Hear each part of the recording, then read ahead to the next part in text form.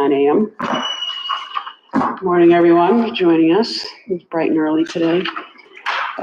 Fairly short agenda, public comments, and then we have the Dunstable PFAS Cost Recovery Program, filing a claim and joining litigation, annual reappointments, Director of the Senior Services with added recreation responsibilities, looking for a position and contract for that.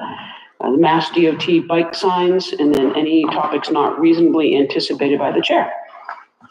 So we'll start with the public forum. Is anyone here with public comments, concerns? I caught up with Jason on a couple of these, but the blue bins and whether we should just move them down to the.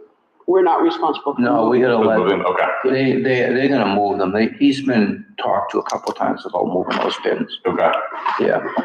He wanted to, I think we had offered to do it, and he wants to be responsible for it. Yeah. All right.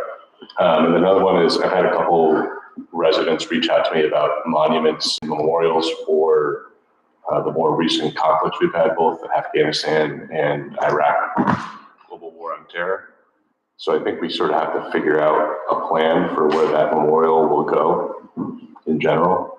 And I don't know if that's just the group or if that's a larger plan for the town to make sure we get that out there. We have nothing for them. Yeah, no, I agree. I think it would first start with the memorial group, come up with an idea. You and I had actually, it was last year sometime, kind of looked around in the center. I don't think there's a huge appetite to expand that, but I think there are places within it that you could probably put something. Yeah, because I know Joe D and I talked, and he thought maybe we could get like Top Line or someone of that.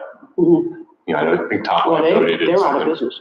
Yeah, but because the Hudson, some of the people there moved up to Hudson Grant or something. Right, they did. So we might be able to discuss with them. There's also another one in Amherst that does some donations. And the catch with that group is it's really just Joe and I. We've had a tough time getting a third person. We sort of need a third person. Yeah. Otherwise, it's just two of us making a call on something. But yeah, I know like there's a firefighters. I think the firefighters group had done their own memorial work or something too. So I think there was some of that going on as well. So the Memorials Committee does not have a quorum? But there's two of us, so I think that's a quorum, but it's just. It's only a 3-member, okay. Yeah. We've pushed that out a couple times at least without getting any interest, but I think we just did. We just did it again, so, yeah. That's what I think was happening. All right. So. Joan, you missed the public forum. Did you have? Just look up your meeting minutes from your last 8 o'clock meeting and just transcribe that into this week's. Did that make any sense? Yeah. I don't like these early meetings. But, you know, I thought about it, and you know, the alternative is these days you can meet at 5 o'clock and nobody can go to those meetings either. So it doesn't make any difference. That's all I have. Okay. Did you have anything else, Kim? That's all I got. Okay, Ron, anybody else? Okay. All right. Nothing else, and we'll move on to the next thing, the Dunstable PFAS Cost Recovery Program. So we've been approached by an attorney, Hank Naughton, to ask if the town wants to join in a lawsuit against 3 of the main companies that produce PFAS and going after them. And we've since reached out to another company, SL Law. Is it SL Law? Yeah. Based out of, I think, is it Texas and California? No, they're up in New Hampshire, actually. Oh, they have offices, then I read something. So there was, they're pretty big firm. They're huge, yeah. Yeah. Okay. There's a third, there's a bunch of firms that Seems they're, but there's a third firm that Robin's using that's based out of Texas. Oh, okay. All right, so I guess we have 2 sort of draft agreements and we need to choose which one we want to go with. Yeah, I mean, Napoli, Skolnick, or SL Environmental Law Group. I've had town council review both of their draft legal services agreements. They've reviewed them, they've redlined them. All changes that were made by town council were accepted by both firms, so there weren't any issues with that. Okay, good. I did send you an email that that Myrick sent me with their preference. Their preference was the SL Environmental Law Group. Hank Naughton was before you. He presented at our last meeting from Napoli Skolnick. I think, in my view, the most important thing is choosing one, because we don't want to miss a deadline to get our claim filed for the DuPont deadline. And I guess the 3M deadline is approaching as well. So that's, to me, that's the most important thing. Both firms seem to be well represented in this space. They have a lot of clients and seem capable of doing the work. So we have, Purple has gone with Napoli. And Groton is with not SL, but another one, right? That's right. Yeah. So I have the name, I just forget it off the top of my head. Yeah, but it's neither of these two. It's neither of these two. Right. okay. So I guess, I understand our town council's recommendation, but you said at the end of the day, they're both legitimate and fine, and should be able to do the job for the town. I do like the fact that Mr. Naughton did come to us specifically and gave a presentation and has reached out and addressed a lot of our concerns regarding this issue. We don't really have any sort of personal contact with SL Environmental at all. The fact that Pepperell is working with Napoli as well, and Pepperell, we're sort of hand in hand with Pepperell through this process. If that sort of simplifies things for us or for Pepperell or not, I don't really know, but sort of having that personal contact, does kind of, I don't know, I guess sways me just a little bit, but I'm not a lawyer, so I can't really analyze these agreements as to which one is better for us or not. I don't really have a preference either way. I mean, I like that the guy, Hank, came here. But if our town council is saying you can use SL Napoli or SL Environmental Law Group, they have some skin in the game because they sort of know these conglomerates, if you will, more than anything else. But at the end of the day, it's going to be more than likely the same amount of money and the same amount of result from what, either of these mega corporations settle out with. So, Ron? Well, I have some concerns about S&L. If we engage them, then what we are going to do is amongst Pepperell, Groton, Dunstable, we will all have different law firms. And I'm just not seeing that being advantageous. And I'm kind of lined up with where Leah is with regards to Pepperell. If they're using Napoli, I think that, let's, more lawyers, it becomes lawyer stew. And it can really get to be tough. Naughton was here, he retired. I did some reconnaissance on him. And he comes back as a pretty stellar guy. Yep,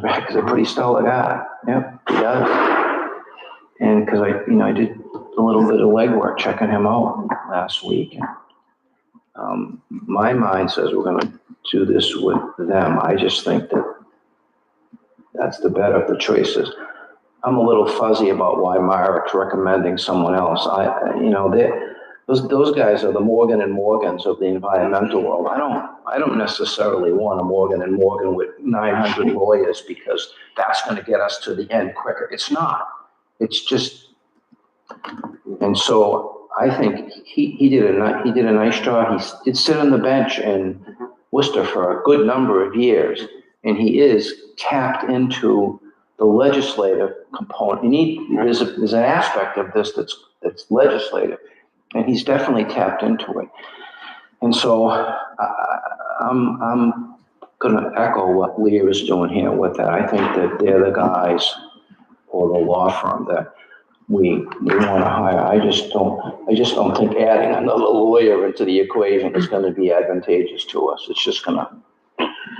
Did you talk to Dave McKay about his response but why he thinks the SL1 is fairer than the other? I mean, I didn't. no, I didn't. because he didn't explain it. But No, all I have was what he sent and what I sent you, just so you had that as background. I mean, from what I could tell, reading between the two documents, it looked pretty much the same. But again, I'm not a legalese expert. I asked him as a follow-up if he felt that way, even with his red line to the Napoli, and he just responded yes. He still felt that way. So all right. But like I said, SL Environmental, they have I think about 20 clients in Massachusetts, but they have clients throughout the country, and Napoli has 80-ish clients in Massachusetts, and the same, they're representing folks throughout the country as well. So I think, Well, I think we've got the approval of both. Yeah. I don't know. Right. I mean, 6 of 1. It's the same result at the end of the day. Right. We're not the city of Boston or like some group that's going to pull more clout in this legalese, and we're part of a little group here. So we just got to pick a horse and ride it. Yeah, I think the important thing is just time. picking one. Okay. John? Except that, would we, I know it sounds kind of ridiculous that we all have to have our own law firm, but maybe we should, yes. Well, there's more to it than that. I mean, the litigation against the manufacturers is very significant. And I think there's $1.2 billion that's been put aside into a trust fund. There are 3 different. Oh yeah, they're not have at finished least with that it. amount. Yeah. We Constable can't go on this premise that we're just going to kind of see how it all shakes out. We can't. There are filing deadlines. There's a tracking order from the court, and there are filing deadlines that you got to meet. And we're either going to be enjoined or we're not going to be. And if we lose an opportunity with a filing deadline, there are some recovery periods, but it's not really where you want to be. So we need representation. I have some concerns beyond this that we need to have PFAS mitigation program for the town, because I don't know where this is going to take us, right? We already had one complaint last week, right? And then maybe there's along Hunkity Brook that haven't even shown up yet. So this could become pretty significant for us. And I like Norton. And other than that day here, never met him, didn't talk to him. But he came back with some pretty high references from a couple of Boston law firms that I know. He was, I will say, responsive following the meeting. He was quick to send his client list as requested. Yeah. He did some research for us on whether we can file an additional claim for the additional funding we had to seek for the PFAS mitigation work with the high school, which came back as he found that he could. So he did do some legwork in addition to kind of the formulaic, Free consulting. Yeah. So I thought all of those. All right, we ready to, You may have one more question. Tiffany? I was just on Ron's point of kind of keeping an eye on where this is all going. I feel like it's gonna be coming in from the Nashua River too. Not that that's been identified. So it's kind of that area, and you're not gonna know Yeah, where it came from. right. Yeah, it's Everywhere. gonna be tricky. Anybody else? What was the name of Nolan's group? Napoli. Napoli. Skolnick. So I moved for the town to enter a legal services agreement with Napoli Skolnick. Skolnick. Skolnick? Skolnick. For the purposes of investigating and assessing potential claims arising out of the presence of PFAS contaminants in the town's drinking water, and to provide representation of the town in any civil action that may be filed in one or more state trial courts or the United States District Court. I will second that. Any further discussion? Yeah. Being none, all those in favor? Aye. Aye. All right. Good. All right, next we have the annual reappointments. We have a short list of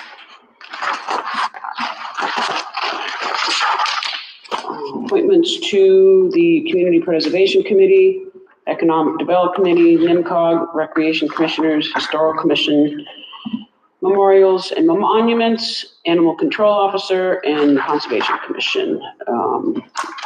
Did you see my email? I believe there should have been, Yeah, I wrote you back. We did him last meeting. we did, okay, He says that. okay. May I ask to add one? The, Maybe. NEMCOG had an alternate. I don't think we appointed an alternate yet. They asked us to appoint. You were the alternate. I was. Yeah. They asked for, The real one. yeah. Okay, So we'll add you in as an alternate to the NIMCOG. and that's to expire 2025 as well? Yeah. Okay, I move to appoint town officials, boards, and committee members as presented in the document entitled Appointments, Staff, Committees, Boards, and Commissions dated June 11th, 2024. with the addition of, With the addition of an alternate to NEMCOG being the town administrator. Second. okay, Thank you. Aye. all those in favor? Aye. Aye, great, all right.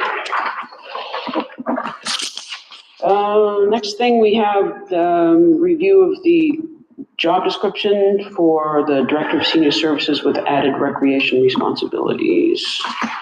So as we all know, Ann Fanichetti has retired from the position of the Senior Services Director, and in responding to a request by the Recreation and Parks Department, in which they would like to have someone sort of join in with this role to be a director of park service activities and sort of event planning and things like that. Jason put together a job description for one part-time job that will incorporate all of those.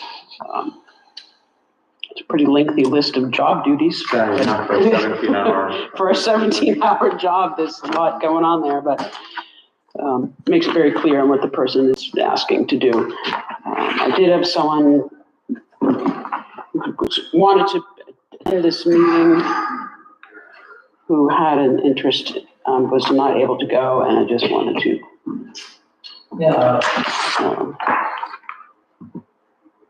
thought that it would be good for this position to offer exercise classes to benefit the seniors. I don't know if that needs to necessarily put in the job description, but it's certainly something to be included into what they may do. There is the Bone Builders program that goes through that, but this may be a little bit step beyond an exercise program. So A little bit. yeah. Yeah. So as you said, at some point, Tiffany had mentioned that they would really benefit from some administrative support on the Rec and Park Commission, or commissions. And And so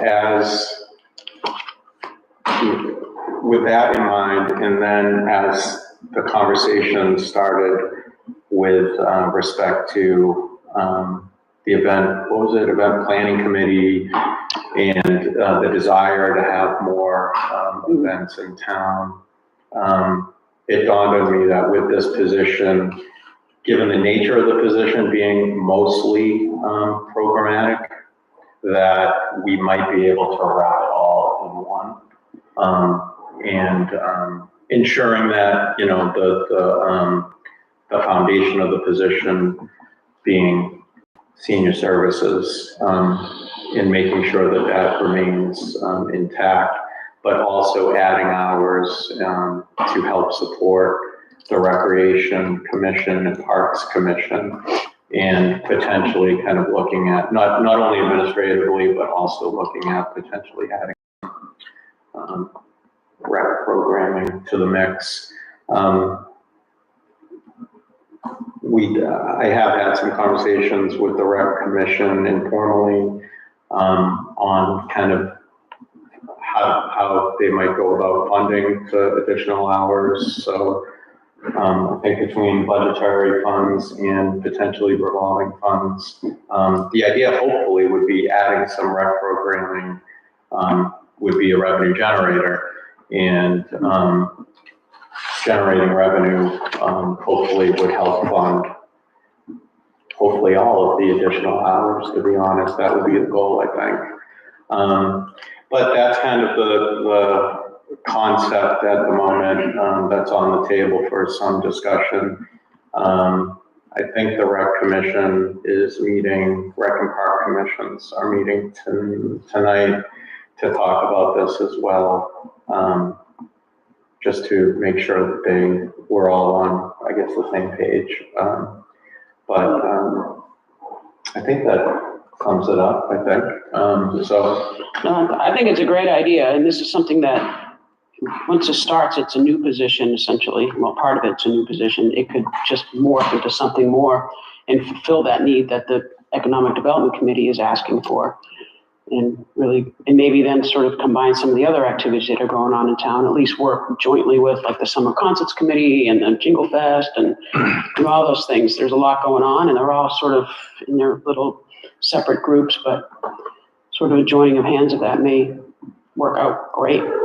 But I think it's a good idea. And this person's going to report directly to you. We gotta, yeah, I mean, we'll have to And figure probably out. rec. Yeah, that's what we'll have to figure out, kind of the reporting structure and all that, because they're gonna have to work hand in hand with Parks and Rec, but also with the select board and hopefully me. So, figuring out that, but I mean, we all have great working relationships, so, and the COA board, don't forget, so like all of those, but I don't, it might be a little. Not mature yet. Yeah, exactly, thank you, there's some work that definitely needs to be done in terms of making sure we all have the reporting structure down, but, and there's a lot of stakeholders involved in the 17-hour position, but I think we can all figure that out.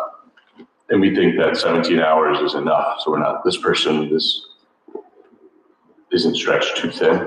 Well, I think it could be down to like 1 hour per week based on a given week sometimes, but the shifts and schedules and stuff like that. Like, that's my only sort of, I think we talked about this, my concern is this is a lot of duties for someone that's a part-time position. It's less than 20 hours per week. Yep. Though I think it's a pretty good pay rate.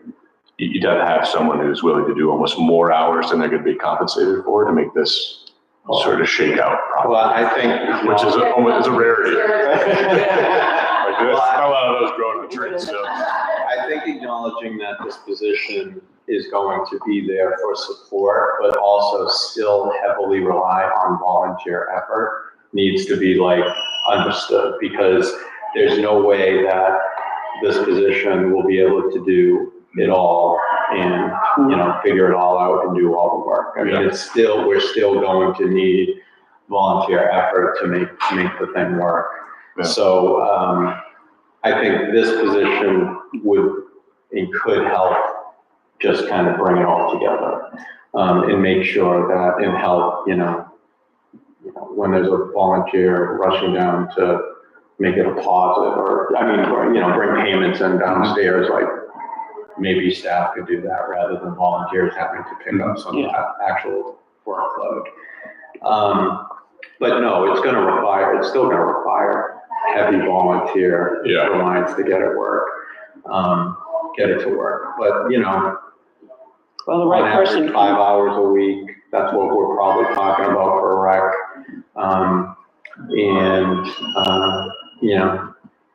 I was doing that math this morning on my way in. I'm like, all right, there's 52 weeks a year. It's 5 hours a week. So it's like 250 hours a year. What could you do in 250 hours a year? Like, how many programs could you actually do? So, like, even if it's, 5 new programs the first year, and there's 2 big events, and we were talking about like a 5K, like, maybe we could do a 5K in town. Maybe that could generate revenue to help support the salary. I know, The Chiefs are gonna be heading that, I can see it. But, things like that, like if you can develop a couple programs that you think will be revenue generators to help pay the salary, and then the rest is gravy, But anyway, all that needs to still be worked out, but. And there's room for the position to grow too, based on the success of what you're saying, and we'll see how it goes. And right now, we're sort of limited by our budget constraints, and we have to start somewhere. So The revolving account that we have is kind of where we're starting, and there's enough money in there to fund our portion for 2 to 3 years. Oh, great. So. Good, yeah. And that's if they don't bring in any new program, it's just always. Okay, so that's a great jumping point, yeah. And we think so with these different groups, we can illustrate a schedule to potential candidates, like, hey, you're 5 hours on Monday for Parks and Recs, and you're, the remaining, like, if I'm looking to apply to the job, I want to understand what's the expectation of the schedule, and like, when am I going to be, sitting in a chair here, or how much time on the road do we have that sort of laid out, or is that too premature? I think if we wait, I wouldn't even know where to start, honestly, with that at this point. And I would think, I think at the end of the day, there may be some weeks where Rec's 2 hours and seniors are 15 hours. Then there might be a week that Rec's 7 hours and seniors are, I think there will be there'll have to be some flexibility with that, because if there's a big rec program coming up, they may have to dedicate a little more time to that, and vice versa. So, and I also think, importantly, for this position, there are, seniors that are, the aging population, how am I trying to say this? No, that's why I did. Tread lightly. No, I think the expectations for programming vary greatly depending on your age. Yeah. And so, I think there are, 60, 65-year-olds who want more active exercise programs, et cetera, but there are also a group of more vulnerable residents who need basic services. Mm-hmm. So and a lot of communities are kind of moving to this, where they're kind of thinking of recreation and senior services as one, so that you're not leaving, those who are coming into their senior years who have different desires for programming than those who are currently being served by senior services. So I think combining them in general could really benefit everybody involved. And I think that's kind of that's where a lot of communities are going, if that makes sense. I don't know if I explained that awesome, but. I think. And we have to keep it under 1,000 hours for the year, right? That's the insurance minimum. I don't know, is that the math? It's, Yeah. just 19 hours a week. It has to be stay under 1,000 or they become eligible for insurance. Yeah, it's gotta be nine, yeah, it's gotta be. We're at 884 with 17 times 52 is 884. I think it's like 20 hours a week is the trade, right? Yeah. You have a question from the audience? Joan? So is this, the recreation involvement here, is this solely in relation to the seniors, or is this in relation to? Everything. Townwide. Yeah. Everything. Townwide. Yeah. Anything to do with, Jason, not Jay, it was, I forgot who talked about these road race things, right? That's not a senior event, it wouldn't be, and there were a lot of other things, the Parks and Recs, I don't know, I saw Food Truck Friday. Yeah, that's starting this Friday. Yeah. Give it a shot. Yeah, those are How many trucks are gonna be there? Well, one or two, we're deciding to manage for the bring the second one. Does it cost, you have to pay to have it?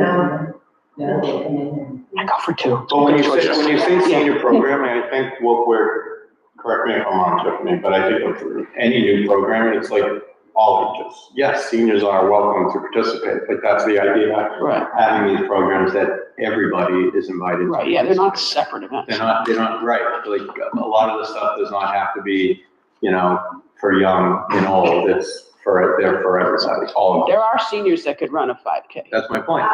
There's That's my point. being one, yeah. There are not seniors that can't.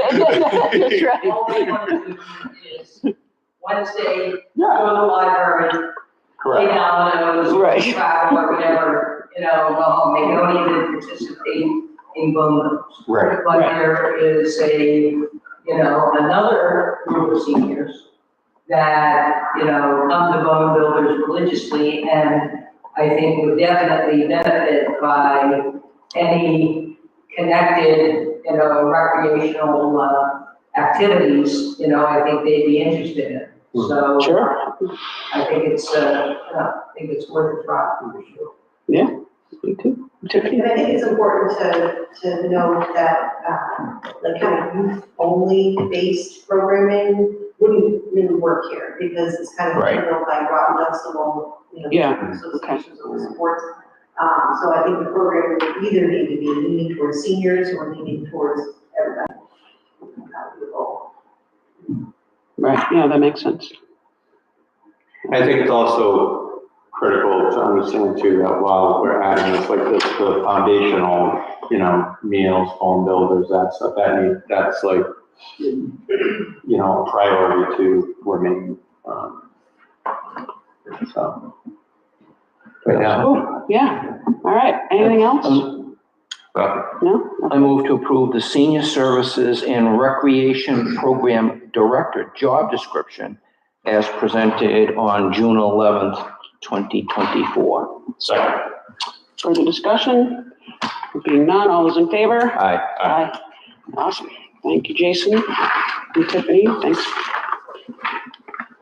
Okay, the MassDOT bike signs. So there was a request by a resident who is an avid bicycle biker, and to put the road signs up throughout town that have been, I guess they've been given to us by Mass DOT, no?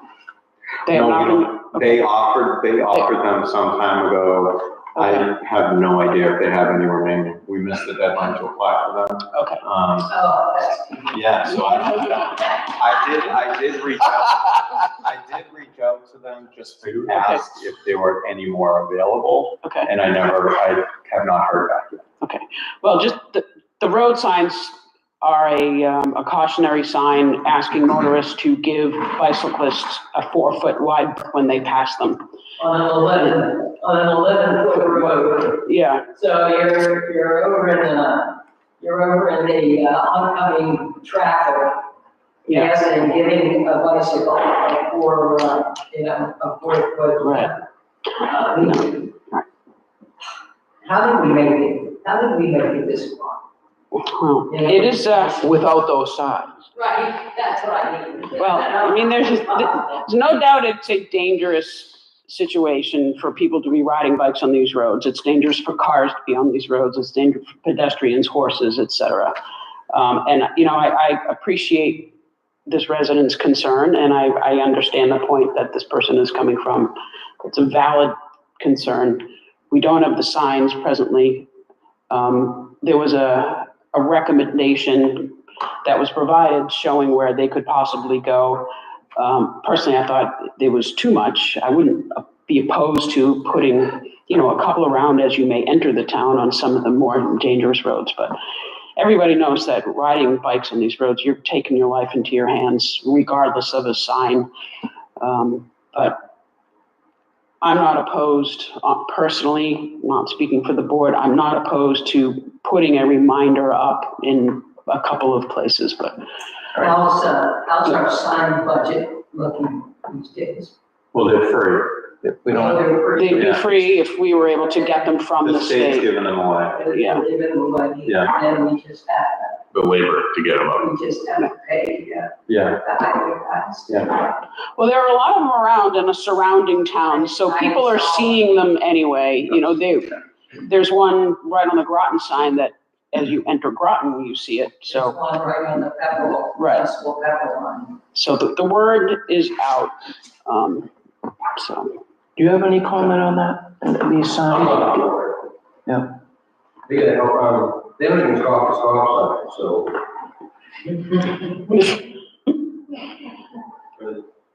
I mean, I came to the board with a list of stop signs to put up, you didn't want the stop signs up for the flood. I mean, you got people going up the main road with no stop signs. We're gonna put up a light sign.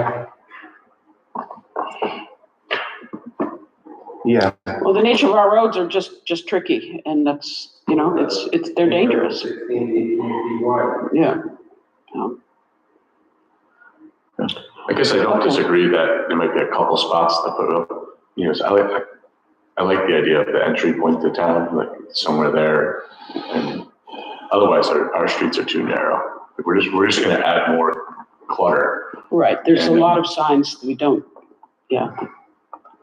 And I think a lot of our residential bike riders are pretty savvy to know that you don't go on 113 at rush hour. You know, it's common No, sense, no, right? It's they you know, do. But they're out They do, there, but like, I mean, they're out there in a snowstorm. I know. Yeah. But for the most part, like, I think the folks that know the roads know which ones to pick and choose. Mm. You know, doing the best we can with what we got, so Yeah. maybe a couple signs, but otherwise, I think it was a lot of locations in that message. There were a lot, yeah. And I appreciate that residents' ideas, but maybe they could work with our new recreation person to create more virtual awareness of times to ride and not ride as an activity. Like a good spin. That's a good stretch. We may be more effective to put a note out in our, to put awareness messages out through our social media and our publications and whatnot to just, you know. It's like the turtles, like we tell people to watch out for Don't run over turtles, turtles. they still get smoked, just so Well, here we are. nothing, we don't want our bikers to be smoked either, nor do we want our turtles to be smoked. I mean, we obviously care about the safety. Do we know how many bicyclists have been injured or in some other way, you know, had a problem? In town? I don't know. Do you have a statistic on that? Actual number now, Yeah. most of our bike falls in the on the way. Yeah, People getting mugged. No, most of them don't see the big yellow post at the end where. Some of these people are riding on 113. Took all those posts out. Oh, they did, yeah, there's too many people in it. Now, you get cars. Yeah. nice. So Okay. we really have had, you know, no reports of bicyclists being Yeah, injured. I think the idea of the signs are a little bit of law, you know, that we can fine you $185 bucks for not giving 40, and a lot of that state that you're allowed to use the opposite lane to travel. And you can find you can do that too. If there was a stop sign. What's that? Exactly, with the stop sign. Well, and we should push that message out onto our social media. So, but I didn't realize that was a new law. It was okay. I always thought. A couple of you had years to now, do it right? anyway, but yeah. yeah, 2023 June or something. yeah, it wasn't that far ago. I do know in Boston, they're pulling people over. Boston cops are pulling people over and tagging. I watched them do it. Yeah, they're really pushing like Yeah. use of bikes in the city to cut down on that. Yeah, but I'm not going with that one, but that's, this thing called blue bikes, and they're everywhere. Cambridge is the worst. Kendall Square, I put a camera in the car because I know someday I'm just gonna whack somebody because it's that bad. So I guess right now, we don't have any signs. No. And so I think the board's interest is to maybe put 2 or 3 of these things around the town just to create some situational awareness. Yeah. Once we get the signs, which it sounds like, We I might don't be- know. I mean, David, the only thing I could think of, I know you're not crazy about this, but, does Pepperell have one and Groton have one that they want to? Nope. Okay. They're all up. They put them up. Yeah. So, Yeah, let's see if we can maybe find 1, 2 or 3 and then identify a couple of spaces more at the entry point to town. Well, the most bike tracks down Harding Street. Yeah. Hall Street. High Street. Yeah. Yeah, there's, yeah, That's your most- bikes go by there all the yeah, time. so that's where you put them up. Yeah. I shot that wide road in the High Street. No, we're good, thanks.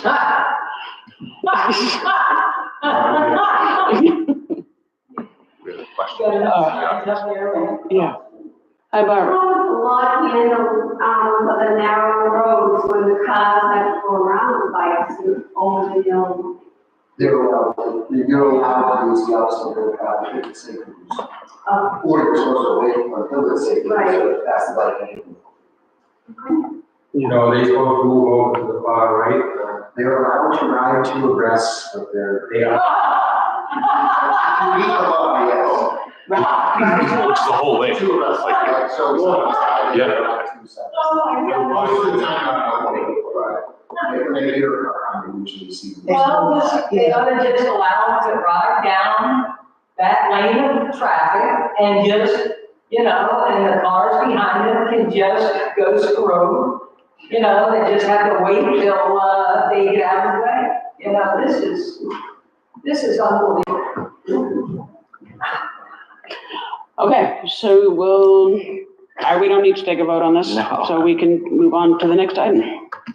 And that is topics not reasonably anticipated. Is there anything else we need to discuss? No? Anything else? No, I know there's, we had a good update for the mud district, Yes, yep. so that's cruising Project's been along. approved, so that now is gonna go to the ZBA. Um, And we will be getting assistance from, hopefully getting assistance from Mass Housing to walk them through the process. I have a meeting with them next week to Okay. kind of go through the projects with them and, just so they have a better understanding of the projects and what we're looking for, but they seem open and willing to help, which is great.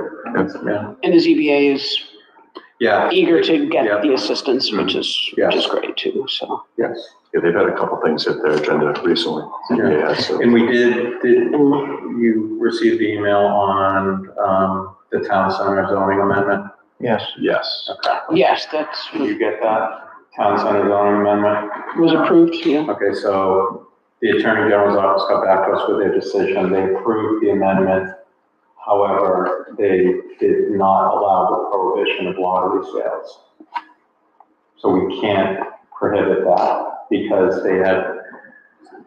they had some concern with regulatory authority between the state. Yeah, they just want another outlet to sell all their wares. What about the nips? They did not weigh in on the NIPS, so the NIP. I thought that was, Was it? the hips are not prohibited. I mean, they are prohibited. Yes, Yeah. yes. They did not, You're talking about the little bottles, right? Yeah, yeah, Yeah. And we're talking about this letter that came yesterday, right? yeah. Yeah, they are. Oh, you have it printed out there? yeah. Okay. So Yeah. My email, I don't recall Steve. I sent it, you know what, I sent it to Carol, so she probably just had, yeah.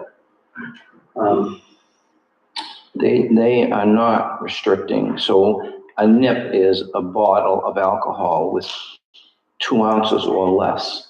Yeah. They're not, But we had that in our bylaw anyway, so, but they're not. So the select board, when going through that process, already has prohibited the sales of Nips and Right. Dunstable, so, Yeah, and they're not changing that. no, they can't. they're only offering their opinion from at their level. Some of these things are still local rule, right? Yeah, you're the local licensing authority for alcohol, so you are allowed to. We don't have, nips and single serve Correct, beers are not permitted in the town. correct. Right, and they're not changing that. No, they're not. Okay, They're just saying in this letter, if I read it the right way, is they have no authority over driving that lottery and 2 ounces or less of. They have no authority. They are not restricting it. They're saying they're not, they're not restricting lottery ticket sales. right. They're not making any opinion about the nips. Well, if they have no authority over either one of those, why? Well, they do have the authority over the lottery, apparently.